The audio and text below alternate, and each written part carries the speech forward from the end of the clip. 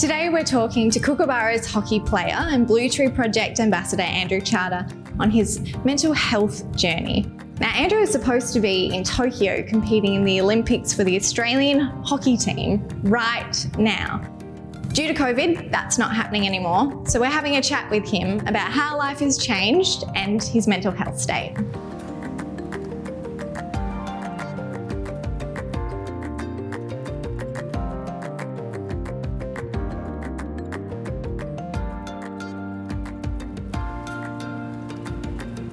Tell us a bit about what it was like finding out that you weren't going. It was pretty shocking at the time. Look, we all sort of saw it coming, but yeah, it was a moment of shock when we finally got the word and everything was sort of put to an end. And I guess what was the mood like in the room then? Somber, to say the least. You could see that a lot of guys, once it had come through, a lot of the guys were processing exactly what it meant. So you could see automatically that a lot of people were starting to think about the greater picture and what this meant in terms of their life. How did life change for you? A lot of my life's plans were sort of, at least put on hold for another year. The Olympics may still go ahead in 2021. I had to put off plans for a wedding. Had to put off plans to traveling to Brazil for my other friends' weddings and my partner's friends' weddings. Put off professional plans of progression and so on, all for a whole year. And there's also, as an aging athlete, there's the idea of possible retirement. Does the body or the mind have another year? Does it have another 2 years or 3 years if I want to go to a Commonwealth Games? So you start processing all these changes into what was actually a really laid out process for my next year, 2 years to, oh man, what do I do now? Being an athlete, you do live with many other pressures and stresses in life. Do you think that has helped you in some way managing your mental health sort of during this stressful peak? It geared me up well for the stresses. However, I can safely say, since I was diagnosed with depression back in 2015, that this was the most stressful period of my time. Even including, Olympic Games or World Cup finals or anything like this, I can safely say that COVID was by multiples more stressful than any of those scenarios. So I can say that, elite sport helped me build the courage to have these conversations. But at the same time, I know that, the general public don't get this support to learn these skills, but I think it's something that doesn't require a whole lot of learning. It just requires the strength or the desire from someone close to you. A lot of people think you need to have a platform to spread this message and show vulnerability on something like this. But I know from personal experience that even in a workplace, just reaching out to a friend or to your project manager or a co-worker and asking them how they really are and showing your own vulnerability, creates your own platform to help people. Because I don't know how many times I've helped someone or someone's helped me when I haven't even picked up on the fact that I'm a little bit off. As an elite athlete, we're meant to know when things aren't right mentally or emotionally. But I know I've been picked up a number of times when someone's just asked me legitimately how I'm going, and I've taken a moment to think and realize what's actually going on with me. Have you noticed a shift maybe in the last couple of years with vulnerability and men being more willing to maybe open up about how they're feeling? Yeah, I have.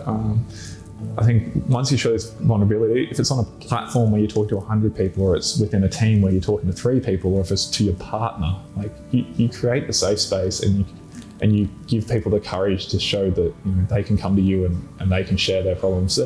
And they're not looking for solutions. We're not here to help it. We're not here to tell people how to get over these things. We're here to give them someone that they can talk to and show that they're struggling, and we can sympathise or support them through it. Yeah, and I guess sort of having that courage comes from hitting rock bottom sometimes, or coming up from the very bottom and having the strength to do that. And I guess, what are some of the darkest days? What have they looked like for you? I guess some of the darkest days in terms of what I've gone through is when I was first diagnosed with depression, or what led me to getting help.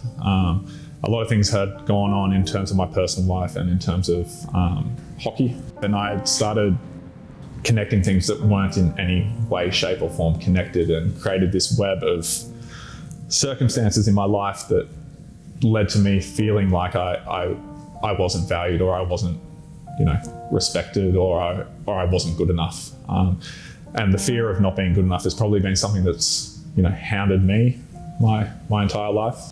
I know these darkest days I have thought about suicide. Something that probably led to me, that realization led to me seeking the help that I needed.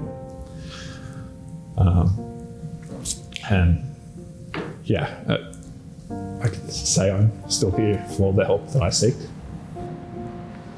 And yeah. What would you say your sort of go-to methods, or what are the things that you do when you notice that maybe you are spiraling a little bit and you're wanting to manage your own mental health? Yeah. So for me personally, and it varies from person to person, my general signature when something is wrong is I internalize, and I have to catch myself, if I can, catch myself when I'm starting to pull away from my friends, or doing things with my partner, or doing things that I would generally find fun. The result of internalizing is the exact opposite of what I need to do to get better. If I internalize, I sit there with my thoughts, and I might go and play some video games, and then I'll sit there and think about, man, this went wrong at work, and then that means that I'm not good enough, and then hockey's not going good, and then all of a sudden I was doing okay and now I'm doing terribly.